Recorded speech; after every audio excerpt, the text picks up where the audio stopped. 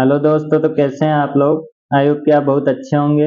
आपका बहुत बहुत स्वागत है हमारे यूट्यूब चैनल इंजीनियरिंग एक्सप्रेस पे। इस वीडियो में हम देखने वाले हैं सेंट्रोइड का पहला question. Determine the centroid of the cross section area of N unequal I section. यानी कि हमको इतना बड़ा सा डायग्राम दिया हुआ है और इसका हमको क्या निकालना है, सेंट्रोइड निकालना है। अब सबसे पहले हम सेंट्रोइड निकालेंगे तो क्या करेंगे, हम एक प्रोसेस को फॉलो करेंगे। प्रोसेस को कैसे फॉलो करेंगे, सबसे पहले हम इसके अंदर क्या आइडेंटिफाई करेंगे कि कितने इसके पार्ट हैं। सबसे पहले हम क्या आइडेंटिफाई करेंगे, इसके कितने पार्ट हैं। फिर दूसरा काम हम क्या करेंगे, सभी पार्ट्स का एरिया निकालेंगे। दूसरा काम हमारा क्या होगा, पार्ट्स का एरिया निकालेंगे। तीसरा काम क्या होगा, हम उन पार्ट्स का इंडिविजुअल सेंट्रोइड देखेंगे। तीसरा काम क्या होगा, पार्ट्स का सेंट्रोइड क्या देखेंगे, इंडिविजुअल पार्ट देखेंगे, सबका अलग अलग देखेंगे। और चौथा काम हमारे पास क्या होगा, उनको सबको एक साथ लिखेंगे, यानी कि सबका सम करेंगे।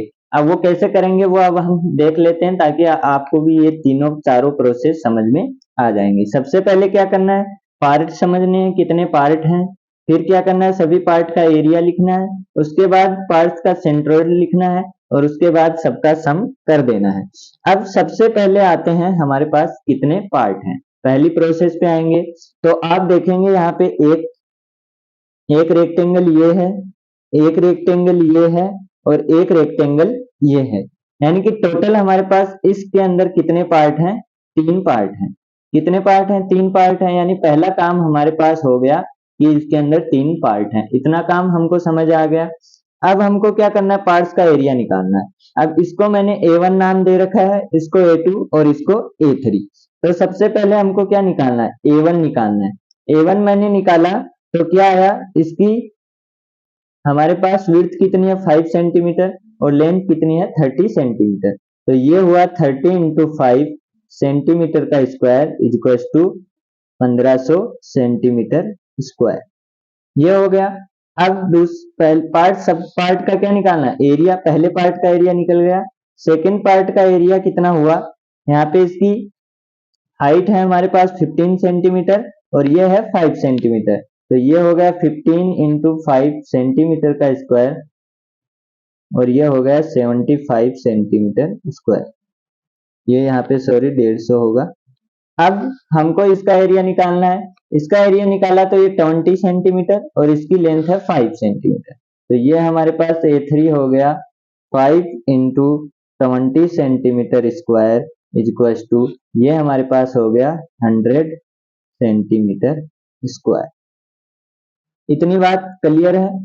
अब हमको क्या करना है, 2 काम हो गए, हमारा एरिया भी निकल गया, सब पार्ट का एरिया भी निकल गया। अब हमको क्या करना है, इनका इंडिविजुअल सेंट्रोइड देखना है। तो सबसे पहले आप मान लीजिए आपके पास इतना हिस्सा नहीं था, आपके पास सिर्फ इतना ही पार्ट था।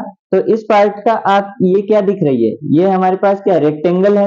रेक्टेंगल है तो इसका मतलब हमको रेक्टेंगल का अभी अभी हमने पिछले वीडियो में पढ़ा था कि हमारे पास सेंट्रोइड कहाँ होता है, A/2 और B/2 पे। अब ये y एक्सिस है और ये x एक्सिस है। तो आप देखेंगे तो इसका सेंट्रोइड कहाँ होगा, मिडिल में होगा। मिडिल में होगा मतलब हमारे पास ये सेंटर है। सेंटर कहाँ से जा रहा है इसका, y एक्सिस से। यानी कि ये x एक्सिस में कुछ मूव नहीं कर रहा है। ये हमारे पास क्या है, x एक्सिस है, ये y एक्सिस है और यहाँ पे कोई पॉइंट रखा हुआ है। मतलब ये x एक्सिस में कितना है, 0 है। सेम वही काम यहाँ पे हो रहा है। ये हमारा y एक्सिस है और ये x एक्सिस है। अब पॉइंट आप यहाँ पे रखें, यहाँ पे रखें, यहाँ पे रखें, कहीं पे भी रखें, तो हमारा x एक्सिस में डिस्टेंस कितना है, 0 है। इसका मतलब इस रेक्टेंगल का x एक्सिस में सेंट्रोइड कितना है, 0 है। यानी x इसका कितना है, 0 है। सेम अब YC देखते हैं, YC इसका कितना होगा, इसकी लेंथ कितनी है, इसकी हाइट है 5। तो हमने क्या पढ़ा था, B/2। तो ये हमारे पास Y में कितना है, ये हमारे पास Y में है 2.5। तो इसको हमने कितना लिख दिया, 2.5। आया समझ।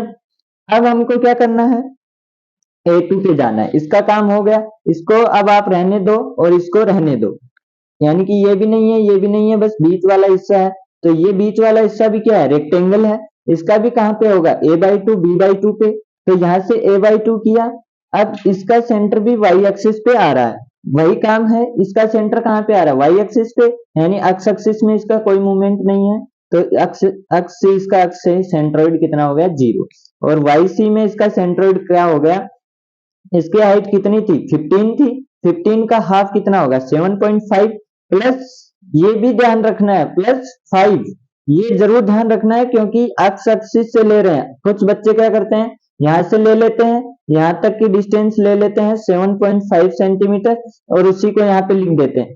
दिस इज रॉन्ग, ये गलत है, इसको नहीं लेना है, यहां से लेके यहां तक पूरा लेना है, एक्स एक्सिस हमारी यहाँ पे है, तो 7.5 प्लस 5 कितना हुआ, 12.5।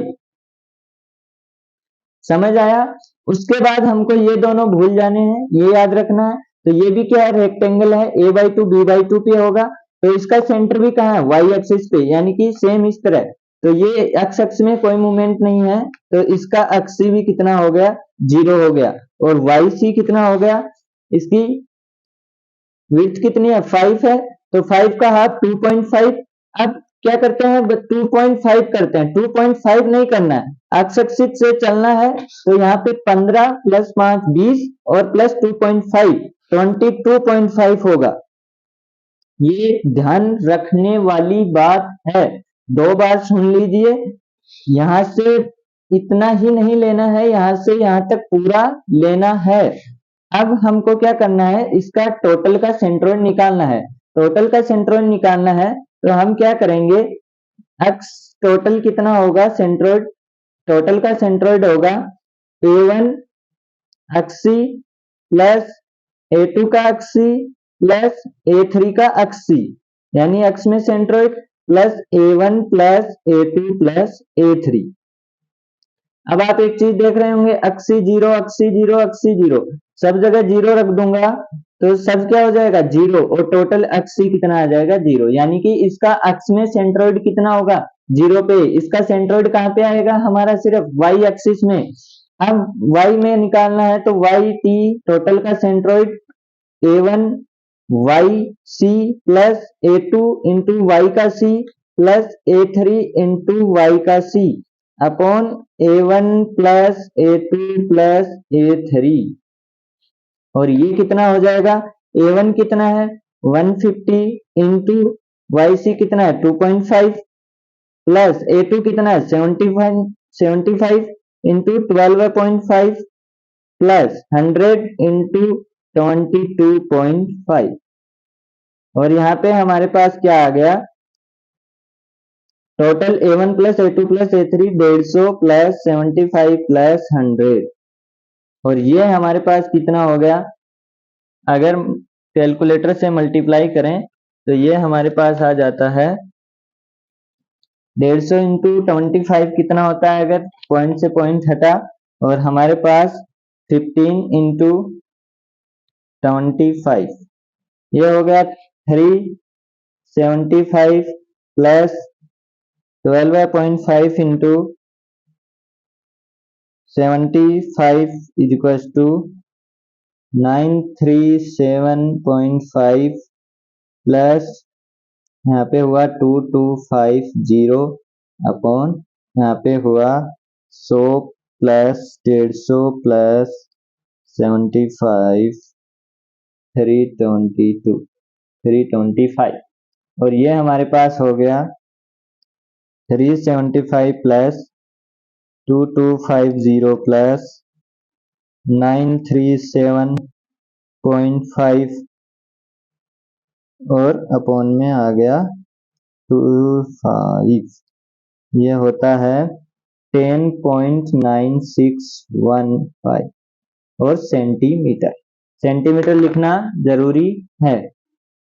यहाँ पे एरिया वाला सेंटीमीटर स्क्वायर आ रहा था, वो सेंटीमीटर स्क्वायर अगर इसको करूंगा तो क्या होगा, सेंटीमीटर स्क्वायर, और ये किस में है, सेंटीमीटर में, सेंट्रोइड अपॉन में सेंटीमीटर का स्क्वायर, तो यहाँ पे क्या बचता है, सेंटीमीटर। तो आपको ये लिखना पड़ेगा क्योंकि हमारी सेंट्रोइड की हम डिस्टेंस निकाल रहे हैं, वो किस में है, सेंटीमीटर में।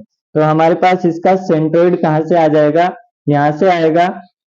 अगर मैं ऐसे बना के दिखाऊं तो हमारे पास क्या होगा, ये एक्स एक्सिस, ये वाई एक्सिस, तो इस डायरेक्शन में 0 पे रहेगा और यहाँ पे आएगा, उसकी डिस्टेंस कितनी होगी, 10.961 सेंटीमीटर, यानी कि इसका टोटल का सेंट्रोइड यहाँ से 10 पे होगा, तो वो हमारे पास क्या होगा, इसका सेंट्रोइड। तो ऐसे आपको ज्ञात करना है। आपको सिर्फ मेनली 4 चीजें याद रखनी है, पार्ट 1, पार्ट 2, पार्ट 3 और पार्ट 4। पहले में क्या करना है, पार्ट देखने, कितने पार्ट हैं, 3 पार्ट हैं। दूसरे में क्या करना है, पार्ट का एरिया निकालना है, सबका इंडिविजुअल एरिया निकालना है, पार्ट का सेंट्रोइड निकालना है, हर पार्ट का अलग अलग सेंट्रोइड निकालना है, और फिर सम जब करेंगे तो इनके एरिया को इन्हीं के सेंट्रोइड से मल्टीप्लाई करके अपॉन में टोटल एरिया लिख देंगे, तो हमारा क्या आ जाएगा, सेंट्रोइड आ जाएगा। तो ये थी सिंपल सा हमारा सेंट्रोइड। आई होप कि आपको कॉन्सेप्ट समझ में आया होगा। अगर क्वेश्चन अच्छा लगा हो, समझ आया हो, तो वीडियो को लाइक करें, चैनल को सब्सक्राइब करें। धन्यवाद। हंसते रहें, मुस्कुराते रहें, पढ़ते रहें।